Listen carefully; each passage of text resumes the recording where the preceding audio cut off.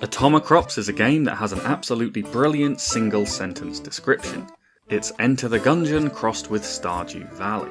To give that slightly more of an explanation, Atomicrops is a comedically thematic roguelite twin-stick shooter bullet hell, with the gimmick that in between and often during the frantic combat, you're also trying to harvest crops on a small but growing patch of farmland. In its theme, Atomicrops is aiming to be a parody of this sort of rural life sim game. It's got farming with a multi-step process of weeding and tilling and watering. You collect animal friends that follow you back into town. You've got seasonal festivals thrown by the mayor of the town, who is also a turnip, and one of the upgrade paths in Atomicrops even reflects the relationship/dating sim element found in these games. You improve your relationship with strangers in the village by giving them roses from your farm, and with enough roses you can even marry them and get an AI sidekick. It's an idea that you would expect to see in a Stardew Valley-esque life sim, but probably not in a roguelite bullet hell. And just like Enter the Gungeon, this over-the-top theme makes the game easier to get into when you can just appreciate the silliness and spot the references to games you've played before. One of the upgrades you can get in Atomicrops is a bonus that causes your plants to grow faster at night when the sun goes down. So what did they call it? A harvest moon. So, how does Atomicrops work? Atomicrops has a daily cycle. Every day is 4 minutes long and involves 2 minutes of daytime where you can go out adventuring, followed by 2 minutes of nighttime where monsters invade your farm to kill you and eat your crops. The game's map has a central farm area and 4 biomes to the north, east, south and west, with varying enemies and difficulty levels. During the day, you'll head out into these areas to find the enemy encampments that you can defeat for much needed seeds, upgrades and animals to use on your farm. But when nighttime begins, you'll need to drop back to your farm to protect your crops from invading waves of enemies. When night ends, you travel back to town and see how much money you've earned from the produce you've managed to grow and protect, and you can spend that money on tools and weapons. Each game lasts 1 year, there are 4 seasons in a year, 3 days in a season, and on the final day of each season you face a boss battle. And if you survive, you're rewarded with a harvest festival where you earn extra bonuses depending on how many crops you've managed to harvest that season. If you survive all 4 seasons and kill the final boss, you win. But I'd be surprised if you manage to do that straight away. Atomicrops is a tricky game and you'll likely need a fair few attempts to build up the skills and strategy to win. And in between runs you will occasionally pick up permanent roguelite upgrades, but those are really only necessary on higher difficulties.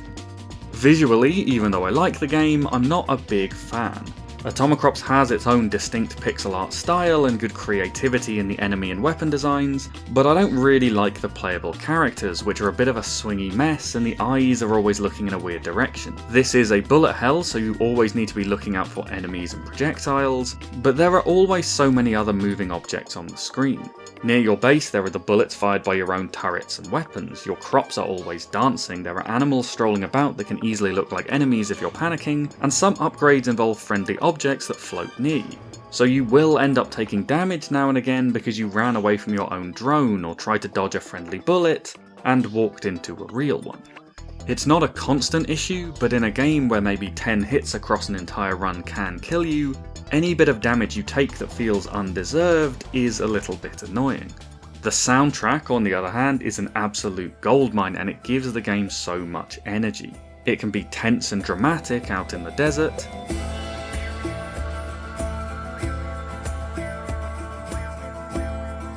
but in the farm and the town it often adds in this strange chanting, so you're defending your crops to a sound like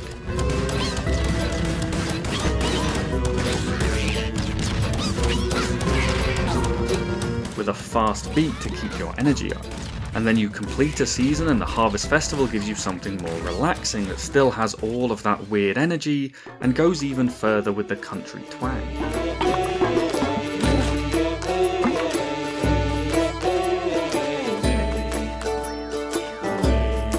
It's not a soundtrack that I'm going to be listening to in my free time, but when you're playing Atomicrops, this just defines the game.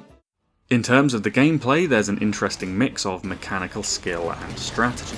The game feels like it has two distinct halves, the twin-stick bullet hell and the strategic farm management, and you'll need to do each one well to help yourself with the other. Good farming means more money, which means better weapons, and good bullet hell skills means defeating more enemy camps for farm upgrades and killing more enemies for fertilizer. The way the game plays is fast-paced and frantic. Time is a resource and you don't have a lot of it. If you've only got 4 minutes in a day, you want to be fast and use that time as efficiently as possible. But this is a permadeath game where you don't have a lot of health, so playing too fast can also be risky. The bigger half of Atomicrops is the combat, and the majority of the moment-to-moment gameplay will involve your twin-stick shooter skills, and Atomicrops give you a range of different enemies across the 4 biomes to test them out on. One thing that's interesting in Atomicrops is that it's a twin-stick shooter where weapons are obviously vital, but weapons break after a single day's use and you have to buy another one. This lack of weapon durability is an interesting system that forces you to use multiple types of weapon in a run. Maybe there's a close-range blunderbuss, maybe a grenade launcher, maybe there's a minigun that deals a lot of damage very quickly, but slows your movement down while firing. These guns each have their own quirks, but still feel good to use, apart from the squirrel gun, which is horrible, and you have to be able to adapt to what's available. You can even spend extra money to upgrade your weapon, which will still break after one day, giving the interesting decision of when to spend extra money and be temporarily a lot more powerful. It's something that forces you to play with a bit of variety, which is exactly what permadeath games require. And there's also huge variety in the character upgrades that you'll find randomly throughout the world, or be rewarded with at the seasonal festivals. Some of these upgrades simply improve your ability in certain aspects of the game. There are upgrades that let you water multiple plants at once, upgrades that make your turrets fire faster or have better range, or one that lets you cut weeds just by walking on them. But on top of these expected upgrades, there were also some that came a little out of left field. Like an upgrade that allows you to collect worms into a giant chain behind you to block enemy projectiles, or an upgrade that extends the length of the day to give you more time to do whatever you want to do. And it was these wackier ideas that were a lot of fun to stumble across and try to use effectively, and they gave each run more of a unique feel. The only downside to this, I would say, is that because there is quite a range in the effects of these upgrades, you won't always find ones that have strong synergies between them, which is usually a big part of this type of game. On the farming side, the farming itself is quite an involved process. You have to remove weeds from the ground, till the soil to be able to plant seeds, water the plants by filling up your bucket from a well, optionally add fertilizer to make the crops more valuable, and then harvest the crops at the end. On top of that, there are little ways that you can make it more efficient, like planting 4 seeds of the same type in a 2x2 square to grow a more valuable super plant. On its own, it isn't a particularly complicated process, but you are having to do all of these steps in the middle of a bullet hell. Luckily, there are a few ways to automate certain tasks. Turrets sit in your farm and help you hold off enemy waves, and there are animals that assist you with aspects of the farming. There are bees that speed up plant growth, chickens that get rid of weeds, cows that water your crops, pigs that dig until the soil for you to plant seeds in, and also upgraded versions of each of those animals. After all, everyone knows that turkeys are just leveled up chickens. As you add turrets and animals, Atomicrops does have some of that base building game satisfaction, although I will get back to this again in a second. You can start off with an empty 3x3 patch of land and build up to something 4 times the size, defended by turrets and scarecrows and being half run by livestock like a post-apocalyptic animal farm. Having to manage your farm also adds an extra layer of decision making during the combat, as you try to keep on top of what your plants need in between firing high-speed potatoes at evil slugs and rabbits. And this is what makes Atomicrops consistently engaging. There is always some degree of strategy to think about while fighting. So the game has its 2 distinct halves, but it does a good job of twisting them together and making you plan while fighting, and dodge bullets while trying to execute those plans. If I wanted to be glib about it, and I do, then I would say that you win Atomicrops in the farming and the strategy, but you lose it in the combat. You need to have a decent bit of organisation and planning to grow enough crops, to earn enough money and roses to buy enough upgrades and weapons, but even when you're doing all of that right, it's still easy to throw it all away if you lose concentration for a few seconds while fighting. Having said that, I think the level of difficulty in Atomicrops is excellent. It took me a good few tries to manage to complete the lowest difficulty level, and then probably the same number again to complete Year 2 when I stepped the difficulty up. But I could easily see how I was improving, and not just in my bullet hell skills and dodging, but in my overall strategy and approach. A good roguelite / permadeath game should make you want to immediately try again when you die, and Atomicrops definitely did that. Every time I died, I had a new idea about what to try next time, or a bit of excitement about what upgrades I would find. But when I was playing Atomicrops, there was one thing that kept jumping into my mind that is sort of a criticism, but also not really. In a farming sim, your progression is something that's quite slow and happens entirely in the game. You plant some seeds, you sell the crops, you plant a few more seeds, and slowly over time you expand your farm, introducing new plants and eventually building an empire. It's a process. A good part of the enjoyment is how satisfying it is to build and grow.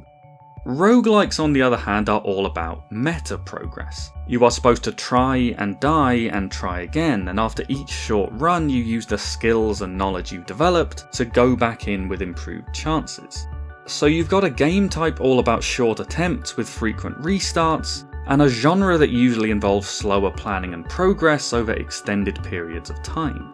So frequently you end up doing the quite intricate task of weeding, digging and planting while trying to navigate a low-level bullet hell, and it's inevitable that you will at some point build up a productive working farm with a variety of animal helpers and turrets and upgrades, and lose it all because you stupidly ran into a bullet and died.